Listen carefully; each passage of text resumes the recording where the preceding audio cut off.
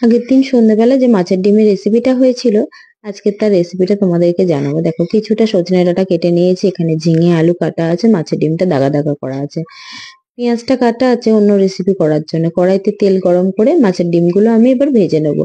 দেখো, ডিমটা এত সুন্দর ভালো নরম ঝুরো ঝুরো হয়ে যাচ্ছে। তারপর আমি ডাঁটাগুলো ভেজে তুলে রাখবো। কড়াইতে আবার বেশ কিছুটা তেল দিয়ে তেজপাতা, শুকনো লঙ্কা, জিরের ফোড়ন দেবো। তোমরা চাইলে অল্প জিরে ফোড়ন দিতে পারো, আমরা একটু বেশি দিয়েছি। তারপর আলুগুলো নেড়েচেড়ে ভেজে নিয়ে তার ঝিঙেগুলো দিয়ে দেবো। ঝিঙে আর আলু একসঙ্গে অনেকটা কষিয়ে নিয়ে এখানে আমি কিছুটা পরিমাণ মতো লবণ দিয়ে দেব। লবণ দিয়ে নেড়েচেড়ে নিয়ে এখানে হলুদ গুঁড়ো, লঙ্কার গুঁড়ো দিয়ে মশলাটা বেশ করে মিশিয়ে দিয়ে অনেকক্ষণ নেড়েচেড়ে তারপর আমি অনেকটা জল দিয়ে দেবো। একটু পাতলা ঝোল মতো হবে, পাতলা মাছের ঝোলের মতন। সিদ্ধ হয়ে আসলে অর্ধেকটা সজনে ডাঁটা দিয়ে দেবো। পুরো সবজি সিদ্ধ হয়ে গেলে মাছের ডিমগুলো দিয়ে এখানে আমি বেশ কিছুটা জিরে গুঁড়ো দেব, দিয়ে নামিয়ে নেব। এইভাবে দেখো রেসিপিটা।